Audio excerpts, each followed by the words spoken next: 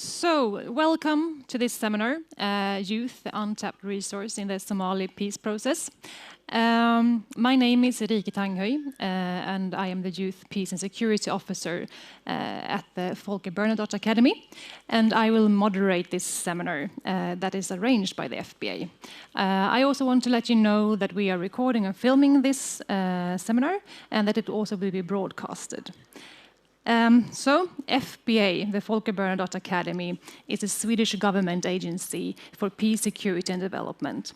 If you want to add us, when you tweet, please use @FBA Folke, that is @FBA capital letters, followed by Folke, where the F in the beginning is also capital letter.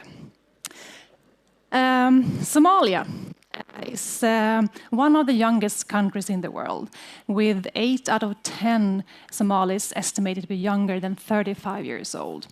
And with the new strategy for Sweden's bilateral development cooperation in Somalia, FBA has been assigned to contribute to increased participation of young men and women in the national peace-building process. However, as we know, youth are often stereotypically depicted as either perpetrators of violence or as victims. And the opportunities for young men and women to engage financially, economically, or politically remains weak or almost non-existent. And the space is even further restricted for young women. So how can we, given these conditions, meaningfully include youth and to take advantage of their capacities and experience in peace building in Somalia? Welcome, Ilvad Elman and Joao Scarpellini. Ilvad, you have first-hand experience of working with these questions. You were appointed by the former Secretary General of the United Nations to serve as an expert advisor on the Global Progress Study, which has resulted in the so-called Missing Peace Report, which identifies a number of recommendations and strategies for implementing the Security Resolution 2250 on youth, peace and security. And in March this year, you were also appointed by the current Secretary General as an advisor to the UN Peace Building Trust Fund, making you the youngest advisor to be on the board since its funding. And you are also the Director of Programs and Development of the Elman Peace and Human Rights Center in Mogadishu. And Joao, welcome to you as well. You are also very familiar with the topic and the context we are discussing. You have a long history of youth activism, both in Brazil and globally. And at an early age, you co-founded a youth organization to empower young people and to tackle problems they are facing in their communities. And since then, you have worked in different organizations in around 40 different countries, together with the UN, for example, to work with these different youth projects. You've also been advising the Brazilian president on youth issues on foreign affairs. You've been with the UN since 2008, and since 2015, you serve as the youth advisor to the UN in Somalia. Welcome. Thank you. You have both seen, the result of structural exclusion of youth in combination with poor life prospects in Somalia. And some embark on dangerous journeys across borders, searching for better livelihood opportunities. And those who stay behind are often vulnerable to crime, drug, radicalism, unemployment, and poverty, and even recruitment to armed groups. And Ilvad, can you tell me a little bit about your institute's work? How do you work to reintegrate youth into community? Can you give us an idea about the opportunities and the challenges that you face in your work? Sure. So the Elman Peace and Human Rights Center is a human rights organization at the core of it. We monitor, document, and report violations and abuses that happen in the country. And because of that and the reports that we generate, we started to deliver services as well. So it's not just about collecting data, but actually helping the victims that we identify through our reports. And the reintegration and the peace and security work that we do started as a result of that. We work in many different areas, whether it's education, job creation, working with gender-based violence, and at the core of everything that we are trying to do to solve some of the seemingly intractable issues in Somalia are grounded on peace and security. Without stability, our work is futile. So because of that, we started to look at young people that are joining armed groups and creating pathways for them to defect. with the absence of a peace agreement between the warring factions, we did see opportunity to help people to leave the group and reintegrate back into the community. So we developed a model that's grounded on 20 years of experience of, it's called Drop the Gun, Pick Up the Pen, and was founded by the organization's namesake, Ali Ahmed, who's actually my late father, and who was killed in Somalia for the work that he was doing. He was so successful in demobilizing young people by the thousands, getting them to hand in their weapons in exchange for pens, jobs, education, and an alternative, dignified, safe livelihood. Because he threatened the existence of these militias by taking their foot soldiers away, he was assassinated. But what we learned through there is that it is possible to create change at the grassroots.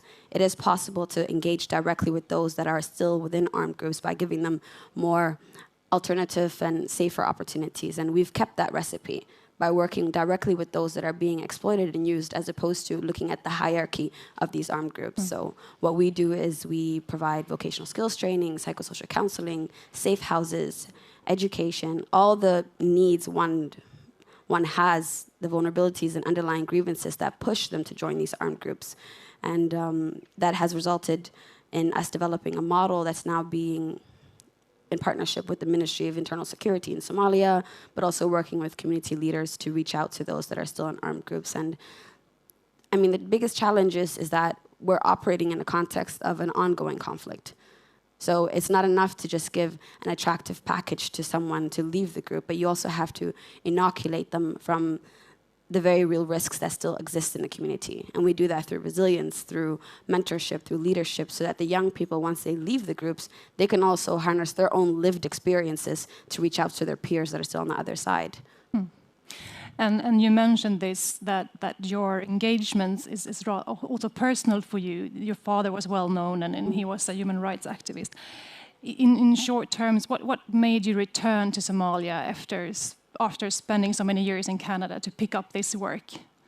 So I left Somalia when I was a year and a half and spent a couple of years in Kenya and in transit as a refugee, as millions of other Somalis have, and then ended up in Canada. And I decided to return in 2010 because a lot of the Somali diaspora are always on the periphery, watching Somalia, waiting for it to stabilize, hoping for a day to be able to go back. And I wanted to see what role I could play in the transition out of conflict. So at the age of 19, I returned and fell in love with the opportunities that were there and saw a huge number of young people that can be both catalysts for positive changes in the direction that the country needed to go in, or could be used at the detriment which they have been for the last 25 years.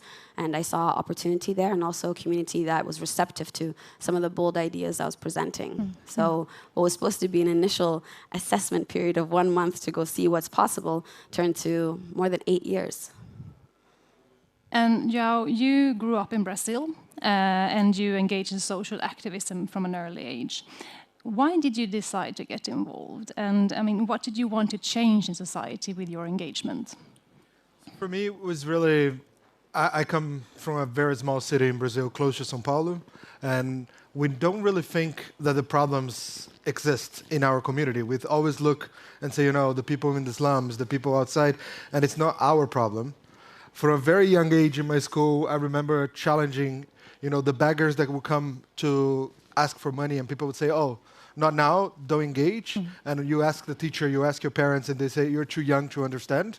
That sentence kind of stick to me of nobody should be too young to understand, let alone to actually try to do something. And a lot of my activism actually just happened by my frustration of seeing things that people thought I was too young to understand.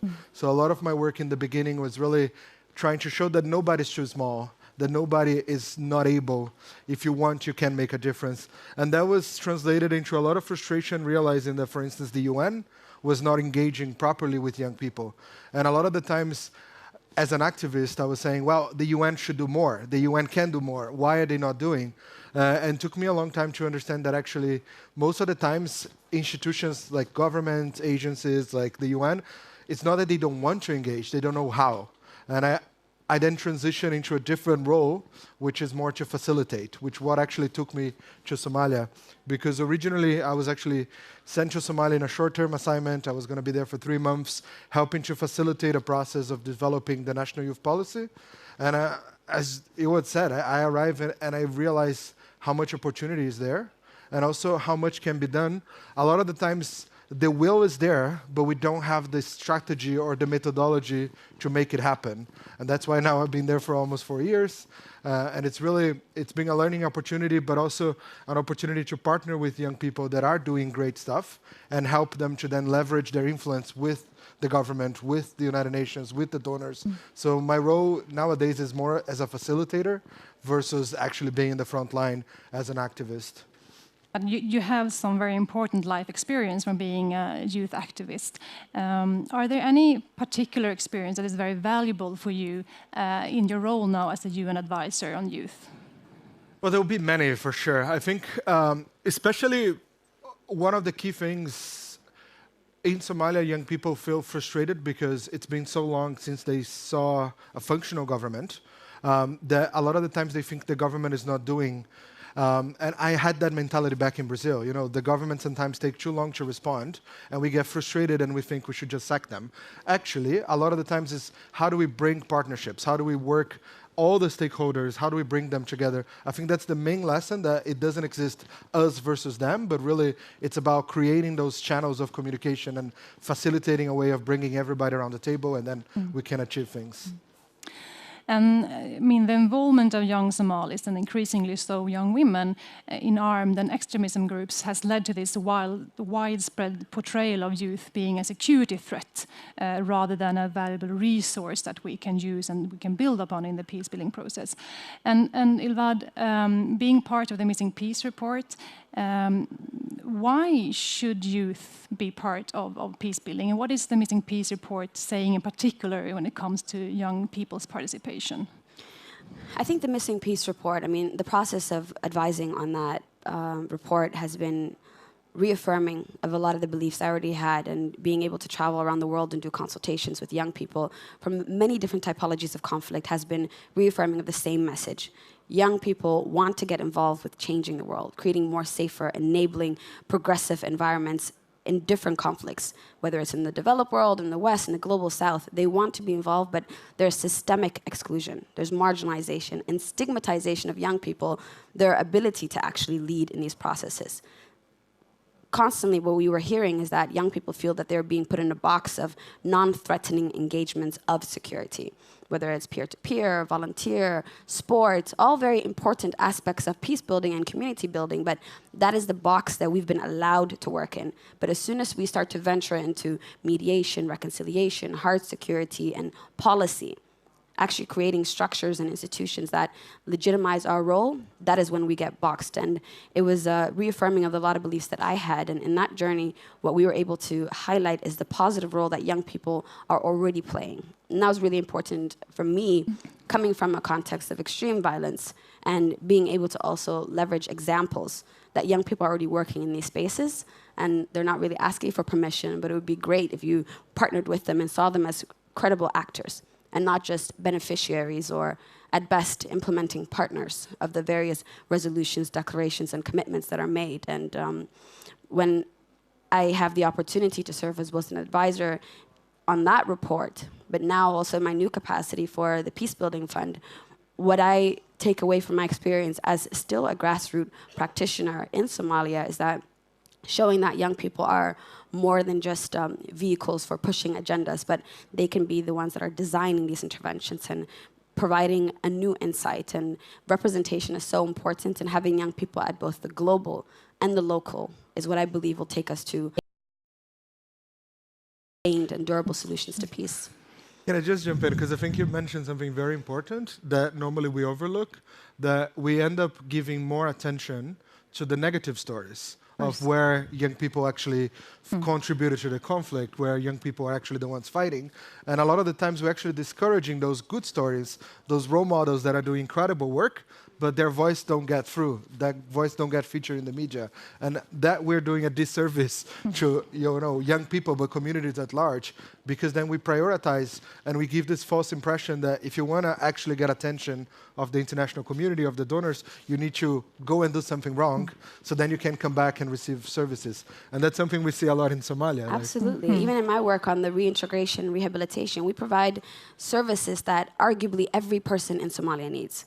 Education, grants to start up businesses, shelter. These are needs that every human has. And when we provide these packages for only those that were spoilers of peace, what message is that sending to the community, to those that did not become violent? So in our programs, we've integrated a set percentage for vulnerable community members so that everyone has access to it. But that is the message that's being sent by donor agencies, that we only want to focus on this specific demographic and not the overall population. But I mean, with almost 70% of the young people between the ages of 14 to 29 being unemployed, I mean, there's a huge unemployment issue in Somalia. Isn't job creation the solution to the youth problem? No. No. She said it. There's a growing body of evidence that job creation is a vital aspect of creating alternatives, but it is not a driver, the key driver for violent extremism, for example. And the narrative that young African conflict and poor socioeconomic status therefore becomes a terrorist is lazy. I mean, you have met several youth that has engaged into Al-Shabaab, that is a militant or extremism group in fighting in Somalia. What are their dreams, their hopes? Why did they engage into Al-Shabaab, and how can we engage them and turn them into peace builders instead? If not, job is the solution. So definitely, it's not a homogeneous demographic, and for sure there are many different reasons why they decide to pick up arms and join Al-Shabaab. But one thing that is very common is that a lot of them said it's a combination of factors. So some of them really experience violence, sometimes by the army, sometimes by the government, those institutional exclusions, and that generate frustration. A lot of the times, they maybe were not happy with the politics of what was happening, and then somebody killed their cousin. And that was the turning point in saying, okay, I had enough, I need to make a difference. It's surprising because we hear, especially in a lot of the rehabilitation centers, young people say that they didn't join Al-Shabaab because they were necessarily just joining the jihad. They actually were frustrated with the government, frustrated with the current situation, and they saw as an avenue to have their voices heard.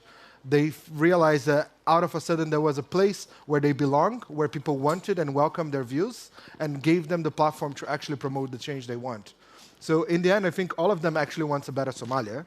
It's just trying different ways. Absolutely. And on that, I would also encourage you to read the report, Journey to Extremism, and some of the artwork is out there. I had the opportunity to work on that and contribute to the data. And a starking 71% of the people that we interviewed said that government action, securitization, was the final tipping point for them to actually pick up a weapon. And it wasn't job creation, it wasn't ideology. And that's so important for us to know as we talk about building security and preventing extremism, because it's challenging donor countries, it's challenging geopolitics, our national governments to rethink how they engage in the war on terror. Government action is what's driving people to join. Therefore, we have to look at human rights as a preventative measure. And that is not just a nice box to tick after war. It is something that will actually prevent people from joining. But that's not saying that youth employment is not an issue, and we need to create jobs. But it's really having this understanding that it's not about giving young people something to do so they don't have time to join a radical group. That's not the answer. The answer is we need to give them jobs, but we also need to provide them services. We need to provide them access to justice. We need to provide them a whole, everything that any individual would like to have for their lives. Food, shelter, security, that's what we need to provide. Right now, a lot of the approaches from the international community, the donors, us in the UN, a lot of the times we focus into the easy answer. Let's give them jobs and that we're going to solve the problem. And that's not the way. So what I hear, there are different push and pull factors when it comes to youth engagement, either in positive peace building or in joining the conflict. But I also hear trust, that there seems to be lacking trust between youth and the government, but also the government and the youth. Or is the government trusting the youth in Somalia, and is youth trusting the government? Well, I think globally, young people globally are losing trust in traditional institutions, whether it's organized religion, whether it's governments. There is a disillusionment and wanting to work outside of the traditional structures. In Somalia, to be honest, the government is afraid and terrified of this huge youth population. And on the other side of that, you have a terrorist organization, Al-Shabaab, that actually recognizes the transformative potential of young people and actually named itself the youth. So there's a big disconnect there. But one of the examples that we were discussing just yesterday is that when young people organize and they mobilize and they work together on an issue, their power is felt right away by government, and the first thing that happens is they're shut down. In last year, October 14th, a devastating attack happened and more than 700 people died in 1 minute. What did young people do? Whether it's in the diaspora or locally, they mobilized, they worked together, they responded. They had structures of identifying those that were still missing, those that were injured, and they had a very sophisticated system that they put into place, and they worked with the government. And then after they did that response, they sat together again and said, okay, now what? Now that we are connected for a national cause together, irrespective of our affiliations, our organizations, what can we do as young people? They were shut down. They were shut down, and there's systemic exclusion of young people because their potential, if they are united, is threatening for a lot of different bodies. But how do you then, working for the UN, how do you support these kind of positive examples of youth trying to contribute to peace and stability? So it's not an easy answer. Obviously, we are an intergovernmental organization, and we are vulnerable to the interest of the government, the donors. What we try to do is really to first create space for those positive examples to shine. And really, a lot of the times, it's us sometimes organizing a meeting between some of those very local grassroots youth groups and somebody from a senior leadership can actually open the space for the government to say that maybe they shouldn't be too worried, facilitating and bringing the government and civil society together. Those are the things that we try to do the most, is like creating a space for them to meet. So one of the spaces is, for instance, the National Youth Conference. If you look at it, it's literally a big meeting place. A lot of the times, because of the security situation, there is lack of safe spaces for people to come together and talk and exchange ideas. And that's also something that Iwad was mentioning yesterday, which I thought was quite interesting, is the lack of spaces for political dissent. I think that's something very crucial, that we don't have those spaces that are safe. And that's the preventative entry point as well. People need to be able to exercise political dissent, frustration. And groups that are violent should not be the only body that exists that is demonstrating dissent with whether it's geopolitics or the situation that is happening in Somalia. If young people are encouraged to not only demonstrate frustration, but then also to be heard by the structures that exist, whether it's the UN or whether it's the national government, and be encouraged to feed into that by giving strategic advice, that is a key prevention measure to violent extremism. That does not really exist in Somalia right now. And when young people gather, they're looked at as a threat. And in 2015, the UN Security Council adopted a resolution on youth, peace and security called Resolution 2250. And it was the first time that youth's positive role and engagement in peace building was recognized. And the resolution urged member states and the international community to actively engage and collaborate with youth and invest in their agency, their leadership, their capacities, but also to increase funding to their organizations. But what is the Somali government take on it? I mean, there is a national youth policy. I know that they have been talking about Resolution 2250, but when you talk, I hear that maybe that interest is not genuine, but there is, what is the Somali government thinking about this? I think the challenge, and please correct me if I'm wrong, I think one of the challenges is the lack of it's very difficult to plan long-term in Somalia because of the fragility of context. A lot of the times the government is really thinking, the long-term for them is 2 years' time, a year time. Sometimes it's already too long.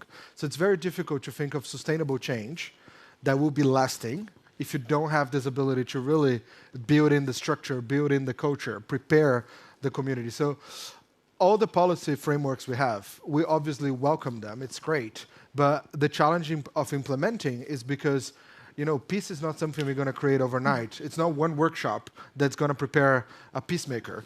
We need to really put in the work of years and years of coaching, mentoring, creating an enabling environment, and that's so difficult to do. So yet, I think there is good intentions. Like Somalia does have an action plan for the implementation of 2250. We have the National Youth Policy, which is a great framework for us. But the challenge now is really how do we put a budget to the implementation of this, and also how do we look beyond just the government responsibility, but how do we then, recognizing the fragility of the government, how do we create a strategy where civil society will be taking the lead, where civil society will be the ones actually doing a lot of the grassroots work. Right now, it's really either the government or civil society. I think we need to do a better job in bridging that.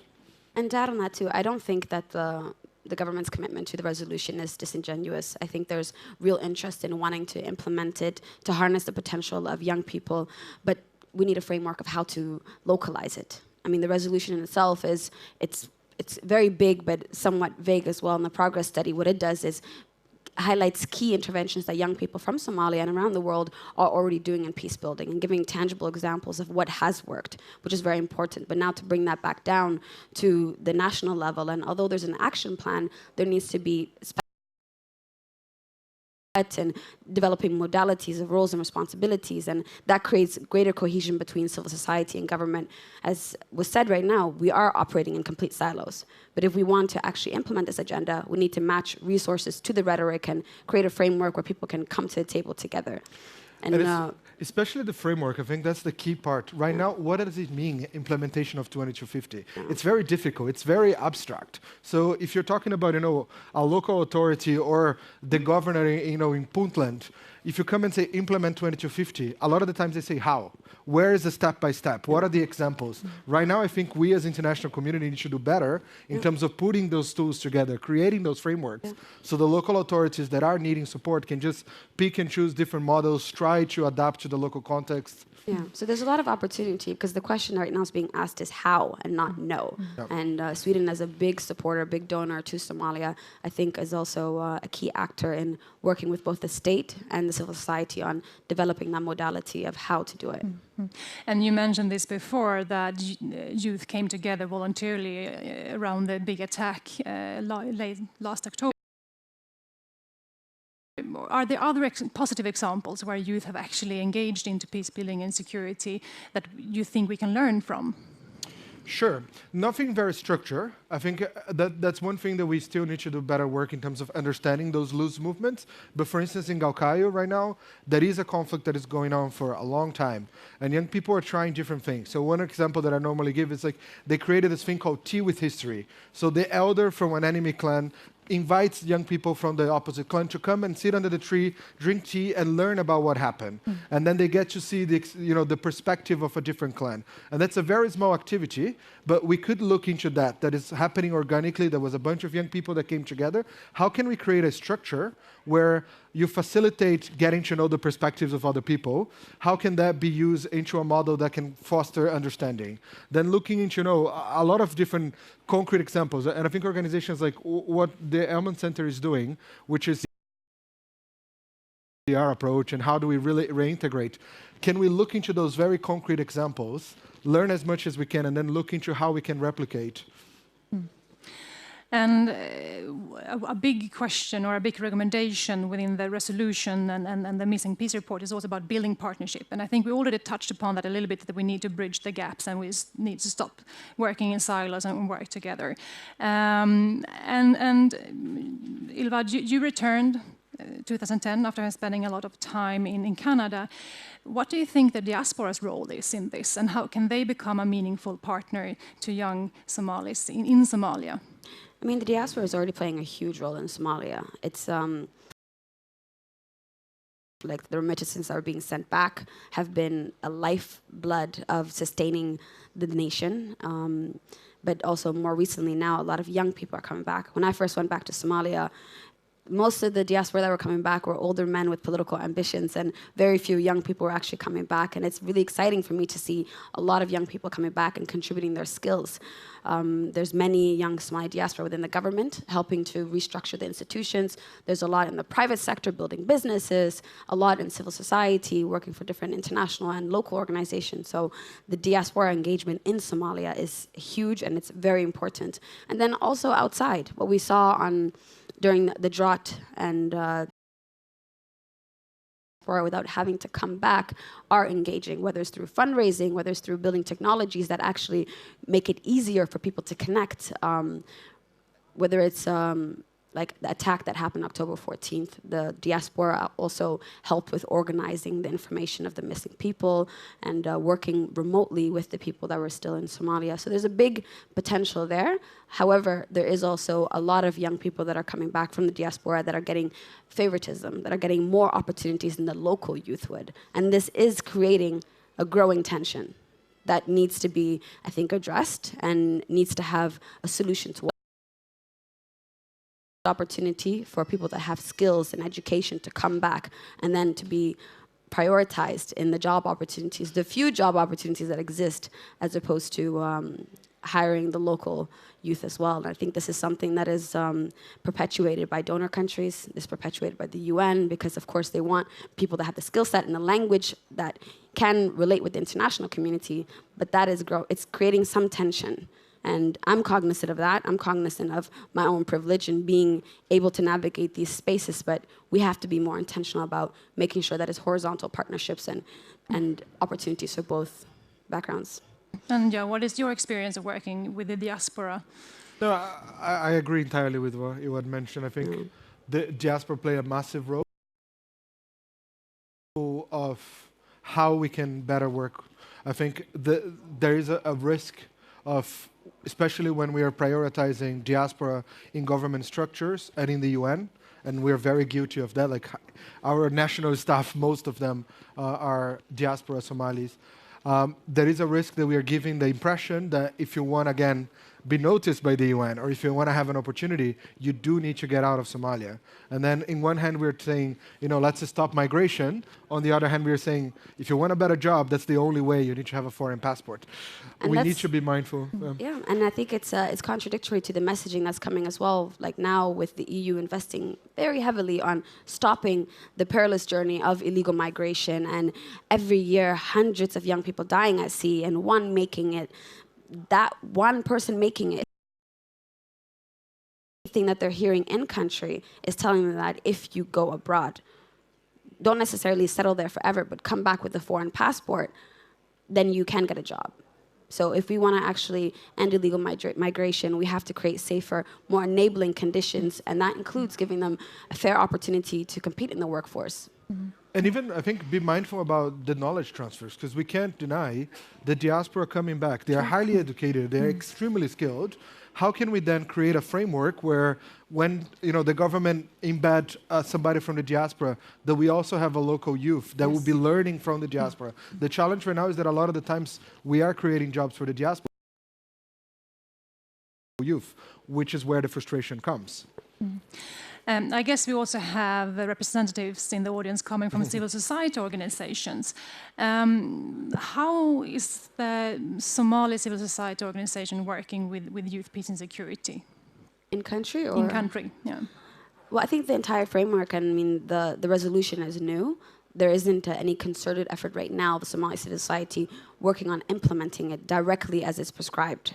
And with the implementation plan that the government has put forth, it's also very, very young and needs some work in itself as well. But before the resolution, there were civil society organizations working on peace and security, creating partnerships, doing prevention work, making sure that there are pathways to acquire civilian status, and focusing on youth political participation.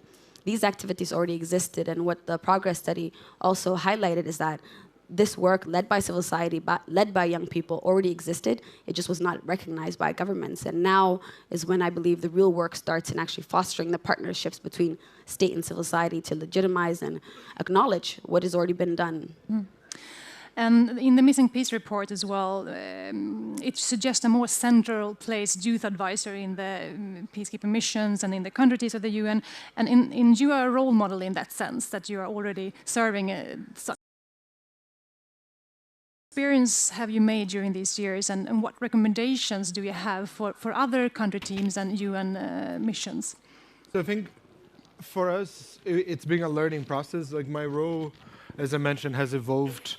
I came for a very specific reason, working on the policy. And then what we realized is that the UN as a whole don't really have a structure or a strategic approach to youth, and which is impossible to, the UN will never deliver its mandate in Somalia if they don't know how to work with young people. So then the role was evolving a long time. I think now the youth advisor function in the UN, the idea is really that we're able to put the house in order and support individual mandates of each agency and making sure that youth is always high in the agenda. I'm the annoying guy that keep pushing on, remember the youth, try to make sure that the specific needs of young people are addressed. And this comes in the most simple things. For instance, in Somalia, a lot of our implementation from the UN happens through civil society. But then very little youth organizations are enabled to access civil society funding. And so there is a problem there. There is a clear gap. My role is then to understand why there is this gap, what is preventing young people from accessing civil society funds, and then work backwards and try to resolve those issues. So it's a combination of advocacy work, but also the coordination. Right now, the Secretary General is actually establishing, as part of the strategy, globally, we're going to have every country team will have a youth advisor. There are risks and there is an opportunity. I think the opportunity is that you have a designated person to be the annoying youth advocate that will be pushing the agenda, and that's great. However, there is a risk of other agencies that should be doing some homework to mainstream youth within their work, just delegating to somebody else. In peace and security, we experience that with other agendas, is that, we need to do specialized work to advance youth agenda, but we should also work mainstreaming youth across the work of every single UN entity. We shouldn't be, right now we keep choosing either or. I think we need to have this two-way approach. We do have a couple of minutes left, and I think it's time to invite the audience as well. Do you have any questions for Ylvad or for Joao? Please raise your hand, and I think there are microphones that... There is there and there. If there is a question from the audience?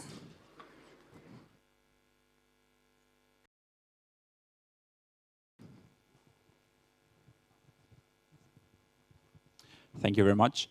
My name is Oskar Sjöstedt. I'm from the United Nations Association of Sweden. On the 6th of June, the UN Security Council adopted a new resolution, 2419, that reaffirms a lot of the content of the 2250, but it also talks about the role of the Peacebuilding Commission to include young people in their discussions and advice. And it also highlighted the role of young women in peacebuilding efforts. But do you feel that reaffirm and talk about, there was some new content, will that help you, or how will that matter for your work? Will it feel like there's something, is it, like you said before, that it's something abstract and big up there that is kind of hard to implement, or, yeah? Just your opinions on that resolution. You go first. I think one concrete manifestation of that resolution is my new appointment. So serving as the youngest advisor on the Peacebuilding Fund and looking at how to actually allocate resources to peacebuilding. And I think that's rare for the UN to actually take advice from a young person on how to spend. It's an opportunity coming from a grassroots activism to now also be in a position to create pathways and opportunities for other young people to be looked at as potential partners and vessels, and creating access for them to have this fund, because the Peacebuilding Fund, until just 2 years ago, did not work with CSOs, did not work with young people, only funded the UN, only funded governments. And having a young person in this position, I think, will create open doors for more people to have access to the resources to actually implement their ideas. I feel like over the last couple of years, there's been a lot of rhetoric, a lot of agreement that young people can play a role, but actually investing in them to implement has still been very lagging. And this is an opportunity. I think it comes down to resources. Unfortunately, like 22 is even greater. However, unless we put a budget to it, it's extremely difficult and even unfair, to be honest, to expect Somalia to implement the resolution if they don't have the resources to do so. And that's, again, a challenge that we need to bring back to the donors, especially the donors who've been pushing those resolutions, is how we create the enabling environment in the grassroots, so then at a country level, we can actually implement those things. I can give a very concrete example, Galkayo that I mentioned. So there is a lot of funding going to the peace process there, but the peace process do not involve young people. The peace process is being done with elders, and then there is a lot of international investment going to maintain this peace committee that is composed of elders.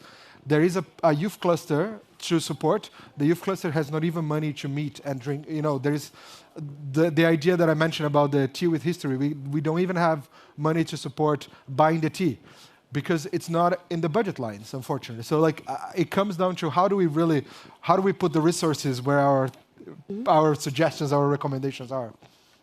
I think we have time for one more question. I think we should take a lady this time. There is a microphone there as well. Yeah, education is very important part of this peace process. How is the education system in Somalia? There are like many private schools, English, Arabic, and different schools. How's the education system in general? Education is still privatized in Somalia. And just recently, there has been a national standardized curriculum put into place, but the vast majority do not have access to education just because of the fees associated to it. But education is a critical part of not only preventing, but also solving some of the conflicts that are happening in the country. And I believe that peace education is something that we're just expected to learn, but we're not actually taught it. And that's not only in Somalia, that's globally. How to be peace, live in peace, and how to reconcile and solve conflicts. This is something that I believe should be taught from a primary age. And in a country where where conflict has protracted for 28 years and our majority population has only ever known war, investing in education now will create a generation of young people that actually know what peace is. And this is the vehicle to drive that. Even in the Missing Peace Report, we look at some examples from around the world where primary education that actually involved peace has been a good tool. So I'd be keen to see how that also works in Somalia. But for now, the education as it relates to peace and security has mostly meant vocational skills training, which is very important. We use it in my work as well, too. It is a tool that we engage young people in, but it's only scratching the surface. The last question. Yeah, thank you. Hello, my name is Waris. I'm associated with the Stockholm Association of International Affairs and also a student at Stockholm University. We often talk about including more women and young people in the peace process, which I think they can play a very crucial role. But realistically speaking, if we see some cases around the globe, whether it's in Africa or Middle East, all these war-torn countries, and where I come from, Afghanistan, since the intervention of US and NATO, we're still stuck in bringing peace. It's been the longest war in US history, more than 17 years, and for decades the government is trying to negotiate with the militant groups, and it has proved it's not working. They have failed. I'm sorry to interrupt. Can you come to the question, because we only have like 2 minutes left. So my question is, it's time for new strategy. Yes, we can bring more women, more youth in the peace table, but how do we do that? How can we bring youth so their voices heard and not undermined by the establishment? Thank you. Very short answer to the $10 million question, right? Yeah.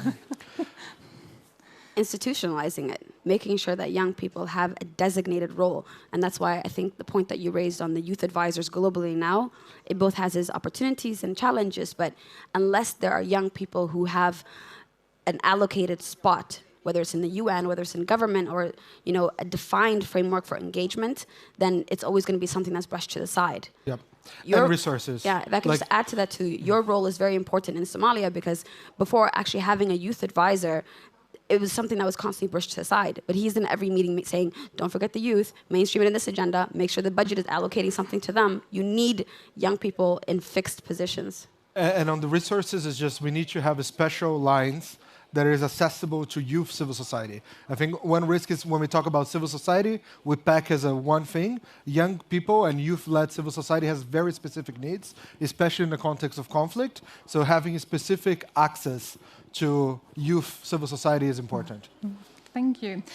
Unfortunately, time is up. I think we've had a great discussion here during these 45 minutes. We will stay behind for some time outside if you have more questions, if you want to talk to us. With that said, I would like to thank you, the audience, for participating, the two of you for coming all the way from Somalia and USA. Give them a warm round of applause. Thank you. You will also be able to see this seminar again on our webpage at fba.se. Please spread it. And you can also follow us on social media and learn more about our work. So thank you.